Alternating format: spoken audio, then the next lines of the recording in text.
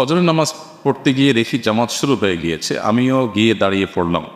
প্রশ্ন হলো, 2 রাকাত সুন্নত যে বাদ পড়লো সেটা কি ফরজ নামাজের পরে পড়ব নাকি না পড়লেও চলবে? ফজরের যে 2 রাকাত সুন্নত, এই সুন্নত হলো সারা জীবনের সমস্ত সুন্নত নামাজের মধ্যে সবচেয়ে গুরুত্বপূর্ণ সুন্নত।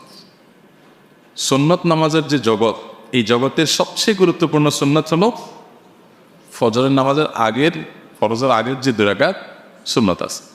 এই জন্য নবী করিম সাল্লাল্লাহু আলাইহি সাল্লাম বলেছেন, লা তাদাহুমা ওয়ালাউ তারাদাতকুমুল খাইল, তোমার যদি বাহন ছুটে যায় যাক, তবুও এই 2 রাকাত নামাজ ছাড়বা না। সফরে সাধারণত সুন্নত নামাজ এটা পড়া আমরা নিজেদের আবাসনস্থলে থাকলে যেরকম গুরুত্বপূর্ণ, সেই গুরুত্ব সফরে থাকে না। অনেক ইমামগণ তো বলেছেন যে সফরের সুন্নত আমাদের অপশনই নেই। তো সেই সফরে পর্যন্ত অন্য কোনো সুন্নত নামাজ না পড়লেও ফজরের আগে 2 রাকাত সুন্নত পড়াটাই হলো কাঙ্ক্ষিত এবং প্রত্যাশিত। সেজন্য ফজরের আগে 2 রাকাত সুন্নতকে খুব গুরুত্বের সাথে আদায় করতে হবে, করা উচিত। এখন প্রশ্ন হলো, জামাত শুরু হয়ে গেছে, আমি ফজরের সুন্নত পড়তে পারি নাই, মিস হয়ে গেল, আমি কি করব? এর উত্তর হলো, পরে আমি এই সুন্নতটা পড়ে দেব। সেই পরের ব্যাখ্যাটা কি? আমি কি ফজরের ফরজ নামাজের পরপর সালাম ফেরানোর পর ইমামের সাথে নামাজ শেষ করে তারপরে পড়বো, নাকি আরও দেরি করে পড়বো?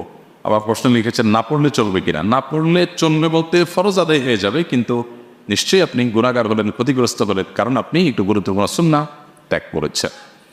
সেই জন্য এটা করা উচিত না। নবী করিম সাল্লাল্লাহু আলাইহি সাল্লাম একবার যোহর আগের সুন্নাত পড়তে পারেন নাই, মেহমান বা অন্য কোনো ব্যস্ততার কারণে তিনি একবার এরকম ঘটেছে মাত্র, সেটা পরে পড়ে দিয়েছেন। তো আমাদের জীবনে কালে বদলে এরকম হতে পারে, নিয়মিত হওয়া উচিত না। এবং এর থেকে এটাও বোঝা যায় যে কোনো কারণে আগের সুন্নাত পড়েন নেই, সেটা পরে পড়ার সুযোগ আছে এবং পড়া উচিত। এখন কখন পড়বেন? এর উত্তর হলো যে ফজরের সালাম ফেরানোর পরে না পড়ে সূর্য উদিত হওয়ার 15-20 মিনিট পর এশাকের নামাজ রক্ত যখন হয়, তখন থেকে নিয়ে আপনি যখন খুশি যখন রাগ পর্যন্ত আপনি পড়লেন, এটা হলো উত্তম। ওই সময় পর্যন্ত অপেক্ষা করে পড়তে পারলে। আর যদি মনে হয় যে না, তখন আর পড়া হবে না, অনেক ওলামা ইকরাম ফজরের নামাজের পর সূর্য ওঠার আগে আগে এর মধ্যে পড়ার অনুমতি দিয়েছেন। এটা দায়িক আলোচনা, বিস্তারিত আলোচনা করা যেতে পারে। নবী করিম সাল্লাল্লাহু আলাইহি ওয়াসাল্লাম হাদিস রয়েছে, ফজর এবং আসরের পরে কোনো নামাজ নাই। এখানে নামাজ নাই বলতে কি বোঝানো হয়েছে, অনেক দীর্ঘ আলোচনার বিষয়। শুধু আমরা এটুকু জানি যে উত্তম হয় ইখতিলাফের ঊর্ধ্বে উঠে আমরা ফজরের ফরজ নামাজের পর এশাক ওয়াক্ত হবে সূর্য ওঠার 20 মিনিট পর, তারপরে আমরা এই সুন্নত নামাজটা পড়ব। তখন যদি পান পড়লেন, না হলে যোহর ডাক দিয়ে পড়ে দিলেন, এটা উত্তম। আর যদি একান্ত পরে আর পড়ার কোনো অপশন না থাকে, আপনার কাছে সম্ভাবনা না থাকে, আর ফজরের সুন্নতের পর পড়ে ফেলেন, তো অনেক ওলামাদের মধ্যে সেটা আদায় হয়ে যাবে। কিন্তু উত্তম হবে আপনি ওই সূর্য ওঠার পর পর্যন্ত অপেক্ষা করে তারপরে পড়াটা।